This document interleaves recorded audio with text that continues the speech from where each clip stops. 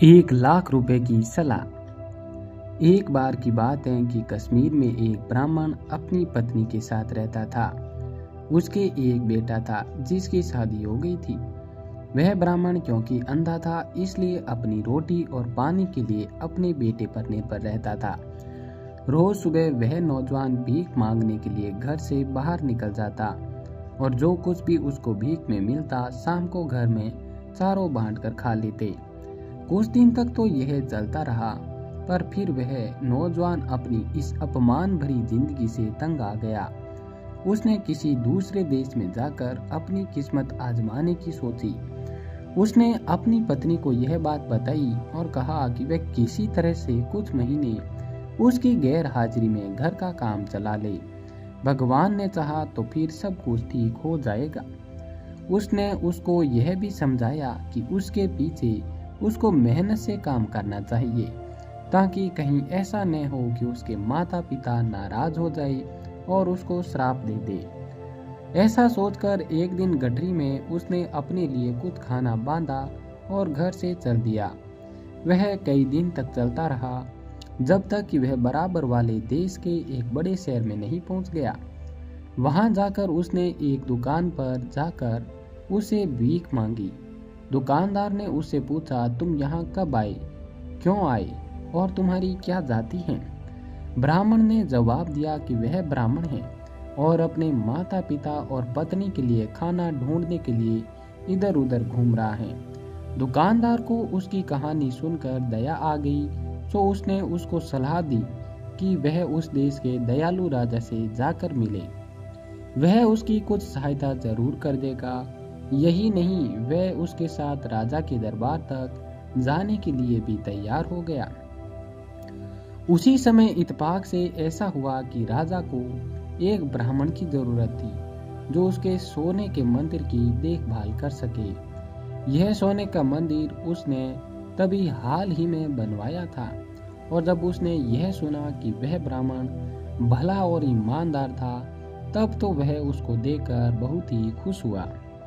उसने तुरंत ही उस ब्राह्मण को अपने उस मंदिर का मालिक बना दिया और उसके लिए 50 खरवार चावल और 100 रुपए साल के निश्चित कर दिए। ब्राह्मण के घर छोड़ने के 2 महीने के बाद भी जब ब्राह्मण की पत्नी ने उसके बारे में कुछ नहीं सुना तो वह उसकी खोज में निकल पड़ी। खुशकिस्मत से वह भी वहां पहुंच गई जहां वह ब्राह्मण था। वहां जाकर उसने सुना कि रोज सुबह राजा के सोने के मंदिर में एक असरफी उस देश के रहने वाले भिखारी को दी जाती थी जो भी उसको मांगने वहां जाता था। सो अगले दिन वह सुबह सुबह उसको लेने के लिए सोने के मंदिर गई तो वहां तो उसको उसका पति मिल गया।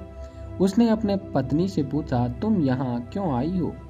तुमने मेरे माता पिता को वहां अकेला क्यों छोड़ा?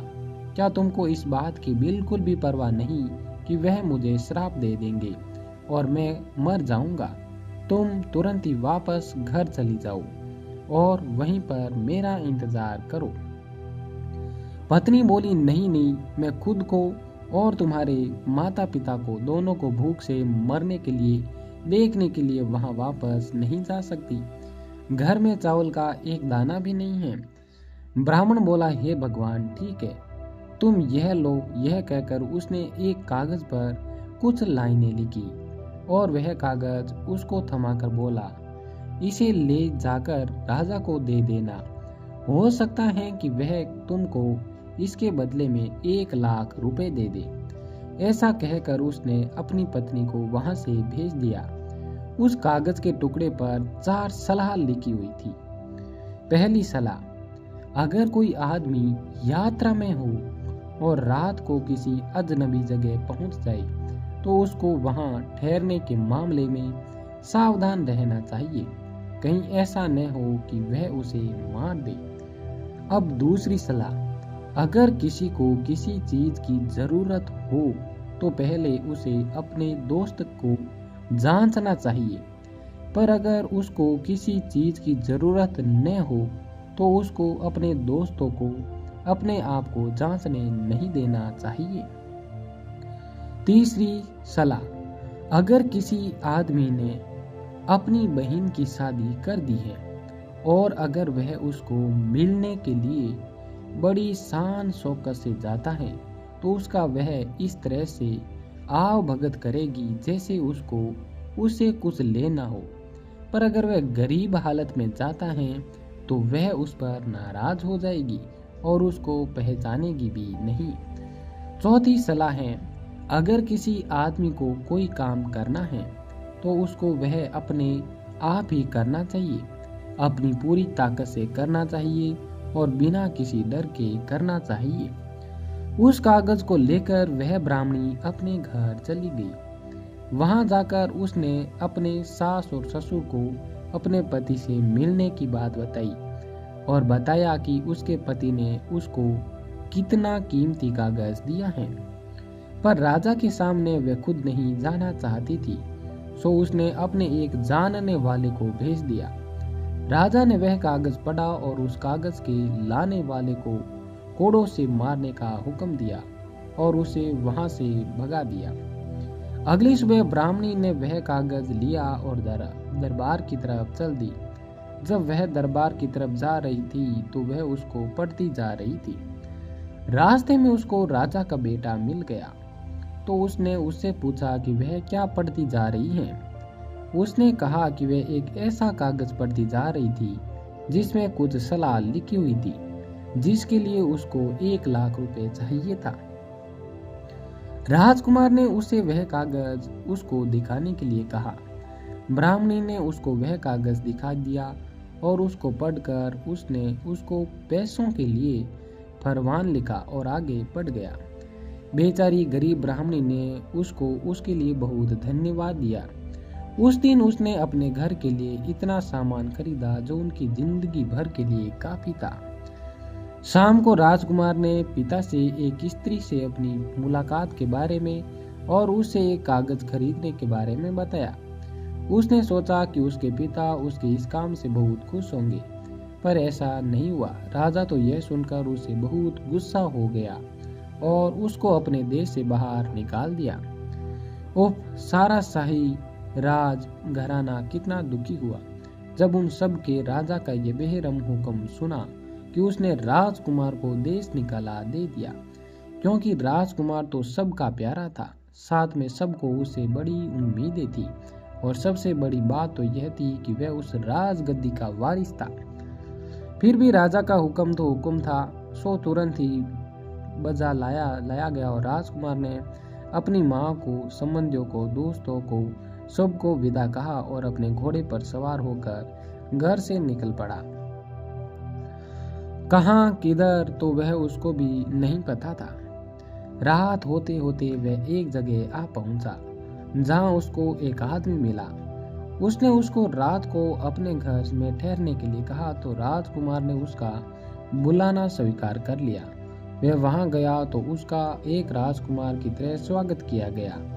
उस आदमी ने उसके सोने के लिए एक चटाई बिछा दी और उसको बहुत बढ़िया खाना खिलाया और रात को उसकी बेटी ने उसकी सेवा की।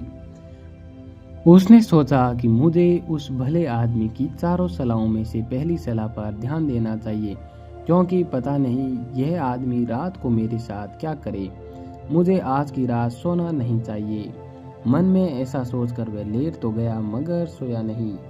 बीच रात में उस आदमी की बेटी उठी और अपने हाथ में तलवार लेकर राजकुमार को मारने के इरादे से दौड़ी।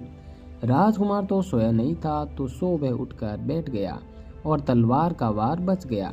फिर उसने तलवार पकड़ ली और बोला, मैंने तुम्हारा क्या बिगाड़ा है, या फिर मैं तुम्हारा क्या बिगाड़ना चाहता हूँ जो तुम मुझे मारने चली हो। अपनी तलवार संभाल कर रख लो ताकि तुम्हें उससे बाद में कोई परेशानी न हो, जैसे कि उस राजा को हुई थी जिसने गलती से अपने तोते को मार दिया था। लड़की बोली, कौन से राजा ने? राजकुमार बोला, तो लो सुनो यह कहानी। एक बार की बात है कि एक राजा था जिसके पास एक बहुत सुंदर तोता था। वह उसको बहुत प्यार करता था। वह तोता राजा के हरम में रहता था और राजा अपनी रानियों से बात करने से भी पहले उससे बात करता था। एक बार उस तोते ने राजा से 1 महीने की छुट्टी मांगी क्योंकि वह अपने बेटे की शादी करने जाना चाहता था। राजा ने उसे छुट्टी दे दी तो और वह तोता अपने घर चला गया। घर जाकर उसने बड़ी धूमधाम से अपने बेटे की शादी की और शादी के बाद वापस लौटने लगा। लौटते समय वह 2 पेड़ों की टहनियाँ तोड़ता लाया, जिसमें से एक पेड़ के फल खाने से कोई भी जवान आदमी बूढ़ा हो जाता था और दूसरे पेड़ के फल खाने से बूढ़ा आदमी जवान हो जाता था। वह दोनों टहनियाँ बगीचे में बो दी गई और बढ़ने लगी। समय आने पर दोनों पेड़ों पर फल लगने लगे, पर जैसे ही वो पकने वाले थे कि उस देश में एक तूफान आया जिससे वे पेड़ नीचे गिर गए। एक बहुत बड़ा सांप भी तूफान के पानी के साथ वहां आ गया। उसने अपना जहर उन पेड़ों की शाखाओं पर बिखेर दिया, जिसका किसी को पता नहीं चला। तूफान के बाद जब पानी उतर गया तो उन पेड़ों को फिर से लगा दिया गया। वे पेड़ फिर से लहला उठे और उनमें से फिर से फल आ गए।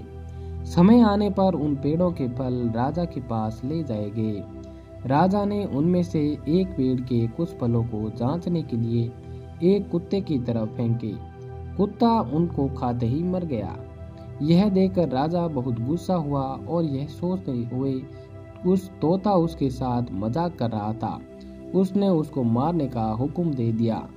तोते को तुरंत ही मार दिया गया। अगले साल उन पेड़ों में फिर से फल आए। तब तक उस पेड़ की शाखाओं का सारा जहर निकल चुका था। एक दिन एक बूढ़ा उधर से गुजर रहा था। उसे भूख लगी थी, सो उसने उस पेड़ से एक फल तोड़कर खा लिया।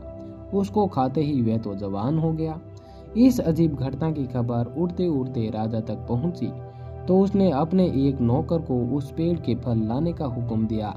उसमें से उसने कुछ फल अपने बूढ़े वजीर को दिए और वजीर ने उन्हें जैसे ही खाया तो वह भी उसको खाकर वैसा ही जवान और ताकतवर हो गया जैसा लोगों ने उसको 50 साल पहले देखा था। राजा ने जब यह देखा तो वह अपने तोते के लिए बहुत दुखी हुआ और बहुत पछताया। फिर उसने उसको कितनी बेदर्दी से मरवा दिया था। वह तो उसके लिए कितने अच्छे फल की शाखा लेकर आया था। कहानी सुनकर राजकुमार बोला, मुझे यकीन है कि तुम मेरे साथ ऐसा नहीं करोगे। लड़की बोली, नहीं, मैं तुम्हारे साथ ऐसा नहीं करूंगी। जब तक राजकुमार ने अपनी कहानी खत्म की तब तक सुबह हो चुकी थी और घर के बाकी लोग जाग उठे थे।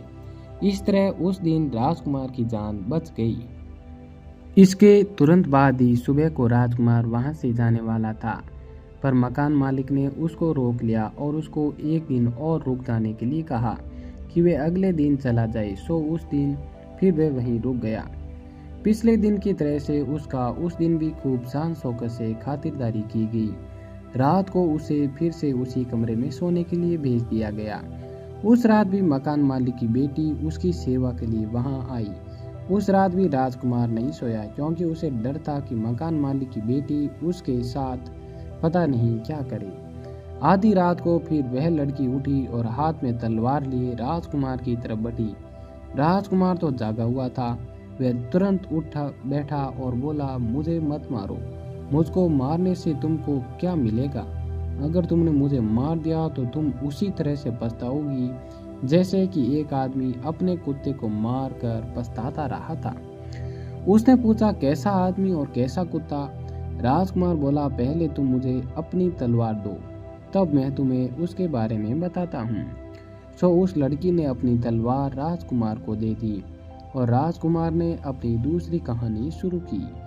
एक बार की बात है कि एक शहर में एक बहुत ही अमीर व्यापारी रहता था। उसके पास एक उसका पालतू कुत्ता था। अचानक वह अमीर व्यापारी बहुत ही गरीब हो गया और उसे अपने कुत्ते को छोड़ना पड़ा। उसने अपने एक साथी व्यापारी से अपने कुत्ते के ऊपर 5,000 रुपये का कर्जा ले लिया और उसे एक नया काम शुरू किया। कुछ समय बाद उसके साथी व्यापारी की दुकान में चोरी हो गई। चोर उसका सारा सामान चुरा कर ले गए। मुश्किल से 10-20 रुपए का सामान ही उसकी दुकान में बचा था। वफादार कुत्ते को पता चल रहा था कि वह सब क्या हो रहा था। वह चोरों के पीछे दौड़ गया। उसने वह जगह देख ली जहां उन चोरों ने वह चोरी का सामान छिपाया था और वह वापस घर आ गया। सुबह को जब व्यापारी सोकर उठा तो अपनी दुकान खाली देख रो पड़ा। साथ में उसके घर वाले भी रोने लगे। व्यापारी तो बिल्कुल पागल सा हो गया। उधर कुत्ता बार बार मालिक की कमीज की और पाजामा खींचता हुआ घर के दरवाजे की तरफ भागता रहा, जैसे वो उसको घर से बाहर ले जाना चाहता हो। आखिर उसके एक दोस्त ने उसको सलाह दी कि ऐसा लगता है कि कुत्ता चुराई हुई चीज़ों के बारे में कुछ जानता है, सो उसके पीछे पीछे जाना चाहिए। व्यापारी और उसके कुछ दोस्त उस कुत्ते के पीछे पीछे चल दिए। कुत्ता उनको वहां ले गया जहां चोरों ने उसका माल छिपा रखा था। उस जगह आकर कुत्ते ने जमीन खुरसनी शुरू की और भौंकना शुरू किया और यह बताने की कोशिश की कि सामान नीचे छिपा हुआ है। व्यापारी और उसके दोस्तों ने वहां जमीन खोदी और अपना सारा सामान पा लिया। उसमें कोई भी चीज खोई हुई नहीं थी। सब सामान ऐसे का ऐसा ही मिल गया था।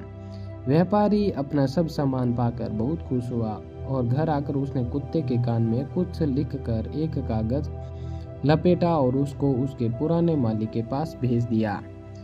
उसने उस कागज में लिखा था कि उसका कुत्ता बहुत वफादार है और इस वफादारी के फलस्वरूप वह उसका पहला 5,000 रुपये का कर्ज माफ करता है और इनाम के तौर पर 5,000 रुपये उसके लिए और भेज रहा है।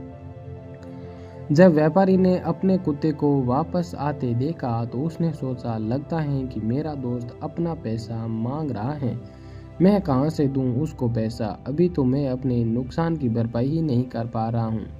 मैं ऐसा करता हूँ जैसे कि यह कुत्ता मेरे पास आता है तो मैं इसको मार देता हूँ और कह दूंगा कि इसको किसी और ने मार दिया है। इससे मेरा कर्जा तो माफ हो जाएगा और कुत्ता न रहेगा कुत्ता और न रहेगा कर्जा। ऐसा सोचकर वह बाहर की तरफ दौड़ा और कुत्ते को मार दिया। तभी उसके दाएं कान से एक कागज नीचे गिर पड़ा और व्यापारी ने वह कागज उठाया और पढ़ा तो वह बहुत दुखी हो गया। राजकुमार बोला, इसलिए संभल जाओ, कहीं ऐसा न हो कि बाद में तुम्हें मेरी जिंदगी की कीमत अपनी जिंदगी देकर पछताना पड़े। जब राजकुमार ने अपनी कहानी खत्म की तब सुबह होने वाली थी। लड़की बोली, उफ, जब मैं क्या करूं? 1 घंटे बाद दिन निकल जाएगा। मेरे पिता ने मुझसे कहा था कि मैं तुमको यकीनन मार दूं और अगर मैंने तुम्हें नहीं मारा तो वह मुझे मार देंगे। अब मैं क्या करूं? मेरी जिंदगी अब तुम्हारे हाथ में है। राजकुमार बोला, मुझे अपने इस शापित घर से बाहर निकलने का रास्ता बताओ और मेरे साथ चलो बाहर। हमको कोई न कोई घोड़ा जरूर मिल जाएगा। हम उस पर बैठकर जल्दी ही यहाँ से भाग जाएंगे। आओ चलो मेरे साथ। 1 घंटे के अंदर अंदर जब तक घर के लोग सोकर उठे तब तक तो राजकुमार उस डाकू की लड़की दोनों घोड़े पर बैठकर बहुत दूर निकल चुके थे। वे चलते रहे जब तक कि राजकुमार के एक दोस्त के घर आ पहुंचे। उसने उन दोनों का अपने घर में स्वागत किया और उनको आराम से अपने भाई की तरह 6 महीने तक ठहराया। जब राजकुमार ने उससे वहां से जाने की इजाज़त मांगी तो उसने उसको जवाहरात, पैसे, घोड़े और सफ़र के लिए जरूरी सामान देकर विदा किया। वहां से चलकर राजकुमार अपने बहनोई के देश पहुंचा। वहां पहुंचकर उसने एक जोगी का वेश बनाया और उसके महल के सामने ऐसे जाकर बैठ गया जैसे वे पूजा में लीन हो। उस जोगी और उसकी पूजा की खबर राजा तक पहुंची। उसने उसकी रुचि हुई क्योंकि उसकी पत्नी की तबीयत बहुत खराब थी। उसने इसके इलाज के लिए बहुत सारे हकीम वैद्य बुलाए पर कोई उसको ठीक नहीं कर सका। उसने सोचा कि शायद ये पवित्र आदमी उसको ठीक कर दे, सो उसने अपने कुछ आदमी उसको महल में लाने के लिए भेजे। पर राजकुमार ने यह कहकर महल के अंदर जाने से मना कर दिया कि वह एक जोगी है और उसकी जगह बाहर ही है। अगर राजा उससे मिलना चाहता है तो वह खुद उसे बाहर आकर मिले और साथ में अपनी पत्नी को भी ले आए। इस पर राजा अपनी पत्नी को साथ लेकर आया, उसे राजकुमार से मिलवाया। राजकुमार ने उसको अपने सामने लेटकर प्रणाम करने के लिए कहा। जब उसको इस हालत में लेटे हुए घंटे हो गए तो उसने उसे उठने के लिए और जाने के लिए कहा क्योंकि वह अब ठीक हो चुकी थी।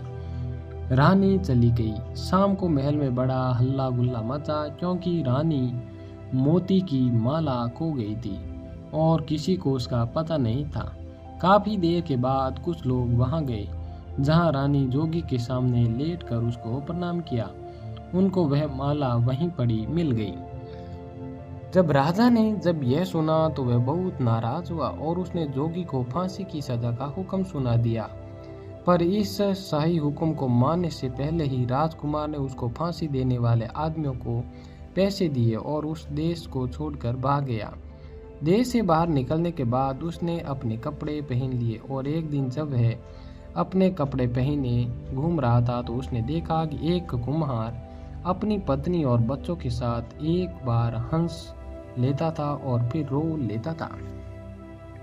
उसने उससे पूछा, अरे यह क्या बात है कि आप एक बार हंसते हैं और दूसरी बार रोते हैं? अगर आपको हंसना है तो हंसिए और रोना है तो रोइए। कुम्हार बोला, तुम मुझे परेशान मत करो, तुम्हें इस बात से क्या लेना देना कि मैं क्या करता हूँ? राजकुमार बोला, माफ कीजिए, मैं इसकी वजह जानना चाहता हूँ, अगर आपको कोई एतराज न हो तो। इस पर कुम्हार बोला, बात यह है कि इस देश के राजा की एक बेटी है जिसकी उसे रोज शादी करनी पड़ती है, क्योंकि रोज ही उसका पति उसके साथ रहने पर मर जाता है। इस तरह से करीब करीब सारे जवान लड़के मर गए हैं। अब हमारे बेटे की बारी भी जल्द ही आने वाली है। हम इस अजीब सी बात पर हंसते हैं कि एक कुम्हार के बेटे की शादी एक राजकुमारी से होगी और इस शादी के भयानक परिणाम को सोचकर रोते हैं कि हमारी समझ में नहीं आ रहा कि हम क्या करें। राजकुमार सोचते हुए बोला, यह भी हंसने और रोने की बात है पर अब आप रोइए नहीं, आपके बेटे की जगह मैं ले लूँगा और उसकी जगह मेरी शादी उस राजकुमारी से हो जाएगी। बस मुझे उस मौके के लिए ठीक से कपड़े बनवा दीजिए और तैयार कर दीजिएगा। कुम्हार ने उसको बढ़िया से कपड़े बनवा दिए और कुछ गहने बनवा दिए और शादी के लिए महल भेज दिया। रात को उसे राजकुमारी के कमरे में भेज दिया गया। उसने सोचा, यह तो बड़ी भयानक घड़ी है, क्या मैं भी दूसरे नौजवानों की तरह से मारा जाऊंगा? उसने अपनी तलवार कसकर अपनी मुट्ठी में पकड़ ली और इस इरादे से अपने बिस्तर पर लेट गया कि आज की रात वह सोएगा नहीं और देखेगा कि क्या होता है। वह चारों तरफ देखता रहा। बीच रात में उसने देखा कि राजकुमारी के नथुनों में से 2 सांप निकले और उसकी तरफ उसको मारने के लिए बढ़ने लगे, जैसे शायद उन्होंने पहले कुछ नौजवानों को मारा होगा। पर यह राजकुमार तो तैयार था। उसने अपनी तलवार कसकर पकड़ ली और जैसे ही वे उसके बिस्तर पर आए उसने अपनी तलवार से उन दोनों को काट दिया। सुबह को राजा उसकी खोज खबर लेने के लिए आया तो वह देखकर बड़ा आश्चर्यचकित हुआ कि यह नौजवान तो जिंदा था और उसकी बेटी से बात कर रहा था। उसने सोचा, यह जरूर ही मेरी बेटी का पति होगा, क्योंकि वह वही उसके साथ रह सकता है। राजा कमरे में घुसा और उससे पूछा, तुम कहाँ से आए हो? तुम हो कौन? राजकुमार बोला, मैं फला फला देश के राजा का बेटा हूँ। जब राजा ने यह सुना तो वह बहुत खुश हुआ और उसको अपने महल में रख लिया। राजकुमार राजा के पास 1 साल से ज्यादा रहा। फिर उसने अपने देश जाने की इजाजत मांगी तो राजा ने उसको तुरंत दे दी। राजा ने उसको उसके पिता के लिए भेंट में हाथी घोड़े जवाहरात और बहुत सारे पैसे देकर उसे विदा किया। राजकुमार चल दिया। रास्ते में वह अपनी बहनोई के देश से गुजर रहा था। उसके देश में आने की खबर राजा को लगी तो वह अपने हाथ रस्सी से बंधे राजकुमार के सामने आया। उसने बहुत ही विनम्रता से उसको अपने महल में ठहरने के लिए कहा और जो कुछ भी खातिरदारी उसकी कर सकता था उसको स्वीकार करने के लिए कहा। जब राजकुमार महल में ठहरा हुआ था तो उसने अपनी बहन को देखा तो उसने उसको मुस्कुराते हुए नमस्ते की। जब वह वहाँ से चला तो उसने उसको बताया कि जब वह पहले वहाँ आया था तो उसने और उसके पति ने उसके साथ कैसा व्यवहार किया था, फिर वह कैसे वहाँ से बचकर भाग निकला। उसने अपनी बहन को 2 हाथी और 2 शानदार घोड़े, 15 सिपाही और 10 लाख के हीरे जवाहरात दिए। वहाँ से निकलकर वह अपने पुराने दोस्त के घर गया जिसने उसके साथ बहुत अच्छा बर्ताव किया। उसके साथ घर से कुछ दूरी पर अपना कैंप लगाया और अपने दोस्त को अपने पास बुलाया। पर उसका दोस्त उससे मिलने जाए ही नहीं। पूछने पर कि वह उससे मिलने क्यों नहीं जा रहा था, बोला क्योंकि अब उसको मेरी सहायता की जरूरत नहीं है। यह सुनकर राजकुमार खुद उससे मिलने के लिए उसके महल पहुंचा और उसको अपनी ज़रूरत के समय सहायता करने के लिए बहुत बहुत धन्यवाद दिया। इसके बाद अपने घर गया और अपने माता पिता को अपने आने की खबर दी, पर अफसोस कि अपने बेटे को बाहर निकाल देने के बाद वे उसकी जुदाई में रोते रोते अंधे हो गए थे। राजा बोला, उसको अंदर ले आओ, वह जब अपना हाथ हमारी आंखों पर रखेगा तब हम फिर देखने लगेंगे। राजकुमार अंदर आया तो बूढ़े माता पिता ने उसका बड़े प्यार से स्वागत किया। उसने अपने दोनों हाथ अपने माता पिता की अंधी आंखों पर रखे तो उनकी आंखें फिर से दिखाई देना शुरू हो गया। जब राजकुमार ने राजा को अपनी सारी कहानी सुनाई और बताया कि किस प्रकार वह उस ब्राह्मणी की सलाह मानकर कितनी बार बचा, राजा ने उसको बाहर निकाल देने पर अपना दुख प्रकट किया और फिर सब खुशी खुशी शांति से रहने लगे। दोस्तों, अगर ये कहानी पसंद आई तो इसे लाइक शेयर एंड सब्सक्राइब करें और ऐसी ही कहानियाँ देखने के लिए अन्नू स्टोरी चैनल को सब्सक्राइब जरूर करें। धन्यवाद।